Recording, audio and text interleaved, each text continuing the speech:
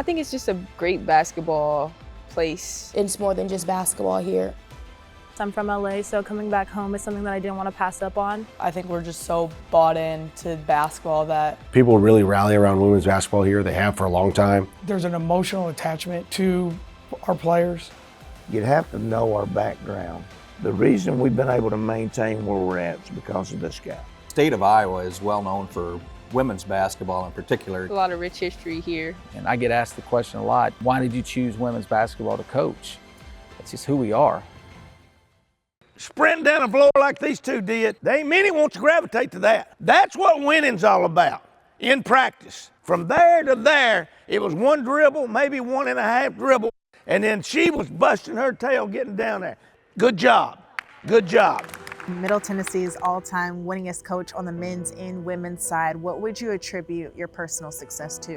If it hadn't been for Matt, I probably would already be out of the game. I probably would have retired 2 or 3 years ago. I've been very blessed and very fortunate my whole life, I mean really. And I've had some good people around me. The reason we've been able to maintain where we're at is because of this guy. Either gonna score it or you're gonna score it. Why you're gonna score it?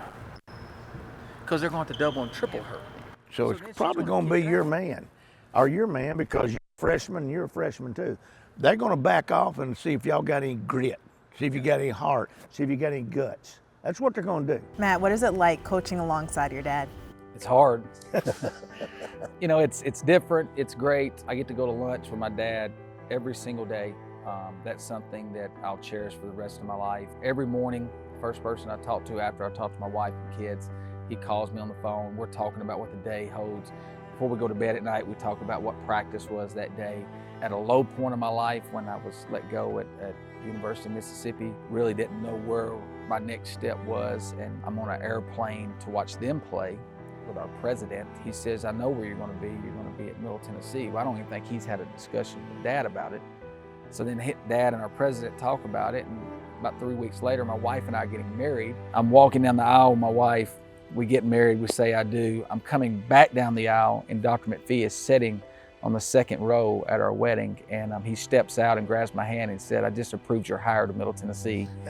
So I keep walking. My wife turned to her and said, looks like we're moving to Murfreesboro, because at the time we didn't have a clue where we were moving to. And coming back and working for him for the past 7 seasons, it's prepared me for what's next. And when I have to step back into that seat, I'm more ready for that now than I was then. Do y'all remember Jennifer Azey? Played for Stanford. She was playing for Oak Ridge, and she was a horse. Pat didn't recruit her. And that's why she went to Tara and helped Tara win her first championship. She was on the Oak Ridge team, and I had Angela Moorhead, and we were up 19, and they'd cut it back to 9, and I called a timeout. And I just told the girls, I said, I don't know if we'll ever have a chance to win another state championship, but right now we're about 5 minutes from winning one. Marla Gordon was on that team, never played. With about, 45 seconds to go, one of my kids called a timeout. Beth Bobo called a timeout. She was one of my guards. And I said, well, and what are you calling a timeout for? She said, everybody's played but Marla. And said, we need to make sure Marla gets in for this game. So that, being the first one and that taking place, that's probably, but all of them had some great memories. You walking up the front exit, and kind of hard to believe. You'd have to know our background. This was not a normal situation. I saw Ann Donovan playing in a game on Tullahoma's floor when she was just out of high school, in high school. And I thought, that's what I want my players to be able to experience that. So I went to a man by the name of Bill Tips. He was over girls AAU nationwide. So I got a Billy Overcast and Buddy to sponsor me. It's Shovel Sports Shop here in this community. Pay the $13. And we turned that program into the largest AAU program in the country. We didn't do it overnight. It took us 10, 15 years. And from that, we started another program it was a spinoff of that called the Flight Program in '98. When I took the job at Middle, Matt took over Flight and Tom. Well, then Matt went to La Tech when he graduated from college, and Tom took over Flight, and now has built it into the top program in the country. Everybody knows EYBL, Tennessee Flight, that's Tom's program. And so he's won more national championships than anybody in that program. But that all started right here on this floor. We were the first high school team that began to travel. We went to Altoona, Pennsylvania. We went to Los Angeles. We went to Texas, to Miami, to New York. In 1984, our USA Today started a section for women's basketball. And they put a guy over that pole by the name of John Pitts. John Pitts was from the state of Tennessee. I sought out a relationship with him, and the next thing you know, we're being ranked as one of the top programs in the country. Chris Fowler, which does ESPN Game Day Football, his first interview was with me on Scholastic Sports America when I played Pearl Cone. Pearl Cone was an inner city school, very, very successful. We had to move the game to Tennessee State because it was so big. It was bigger than the Pearl Cone gym. And Robin Roberts did an interview with us there. One of her first interviews, and look what she's done, gone on now over ABC. So when I went and sat down with Dr. McPhee, and we began to talk about, are you going to be able to handle this as a Division I coach? We ran this program like a Division I program. Chris and Dr. McPhee both have told me that after you left the interview, they looked at each other and said, hey, we got to have him. Chris Massaro, his first job as an AD, coming out of South Carolina, he's got to hire a women's coach. He hires a high school coach to run his Division I program. That was a big chance he took, a big chance. A lot of the high school coaches around the country couldn't get jobs. They were great coaches, but they couldn't get jobs because of what took place at Notre Dame with Jerry Faustin in football. He had failed. So that's why you don't hire a high school coach. I felt the pressure going in that I had to make, that I could open the doors for other high school coaches around the country to apply for some of the women's jobs and even the men's jobs. And now if you'll look at a lot of the coaches around the country, you'll see that a lot of the successful coaches, men's coaches and women's coaches, some of them came from the high school ranks. So I would like to think that I had a small part to do with that. You're laying back too much and contained. When that ball goes back to your man, you're standing in the middle. You got to go. Because you're putting him on an island. To me, it's back in there and you're still back. Right? You know, Tennessee's different. A lot of it goes to Coach Summitt and what she created in this, not only at the University of Tennessee, but across the whole state. I played basketball here, and it wasn't fun as a men's player because the women's game would have 2,000 people at it, and the men's game would have 500. And I get asked the question a lot, why did you choose women's basketball to coach? That's just who we are. That's who our family is. That's what we've done. We have a passion for it. In our households, we watch high school girls basketball, we watch women's college basketball, watch the WNBA before we watch anything else. And so that's where our passion is. One of the things I sold Dr. McPhee and Chris Massaro on was that we needed to make sure that we took care of our homegrown talent. That I felt like a lot of those young ladies were going outside the state. We needed to have them play at Middle Tennessee, and we needed to put Middle Tennessee on the same level as a Tennessee and as a Vanderbilt. And right now, the only difference between those two and us is they're in the SEC and we're not. We recruit a lot of the young ladies, they recruit.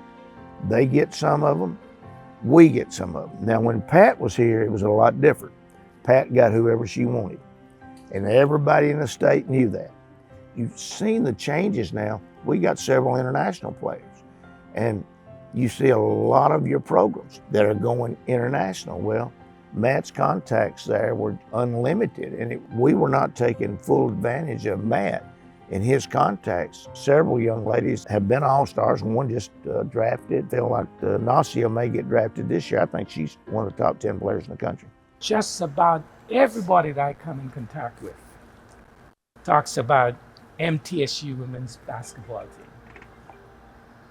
And I want to reiterate, you're here first to get an education, to get a quality education.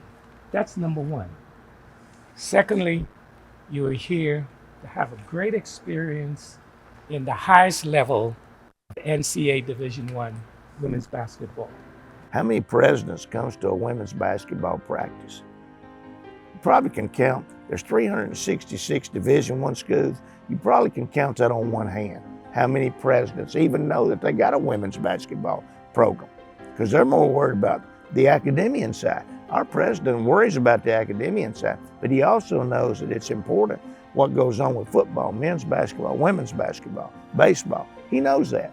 Everybody knows. Even Coach Summitt told me this early on. What did she win? 7, 8, 9 national championships. She was always going to be in the pecking order at the University of Tennessee third.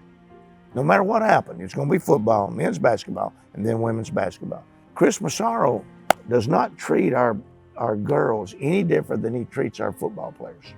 You don't get that very many places. Out recruiting, I hear all kinds of horror stories about where they're not given money, they're not given resources, they're not allowed to practice in their own gym, things like that. That does not happen there, and that's because of our leadership.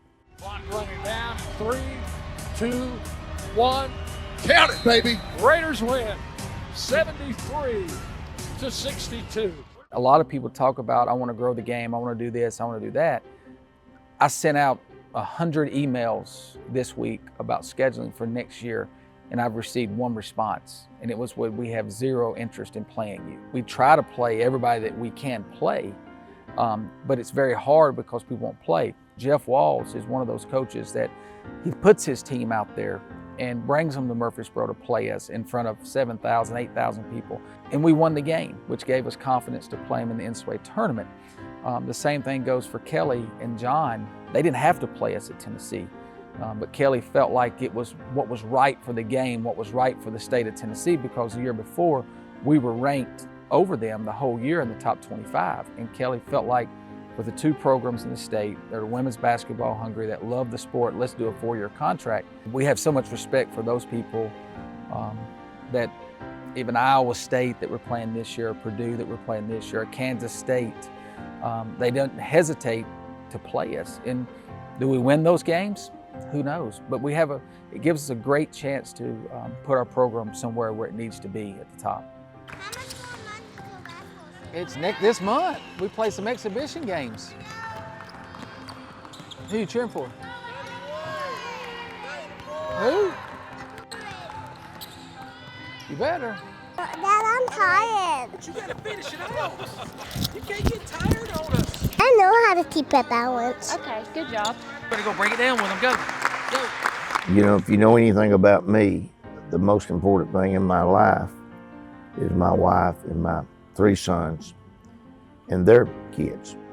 When you go out on the recruiting trail, those mamas, it's hard to fake those mamas. They smell that. And when I sit down with them and Matt sits down with them and say, this is what we're about, this is what we're gonna do, they trust us. Creating a family environment, yes. That is very important. Our players people try to get them all the time. Some of the messages they got on Instagram and different inboxes of different things after we beat Louisville. And that's it. Middle Tennessee hangs on 71-69. It was shocking how many people were trying to get to talk to our players about leaving and doing this or doing that. Why do they stay? Because they like it. They like the family atmosphere, they like the people they're dealing with every day, they're treated right. We love them every single day, we coach them every single day, we care for them every single day. When we step on the floor, they play so hard. You know, people ask about our culture all the time. It's a family, and it's not just talked about, it's something that we do every single day.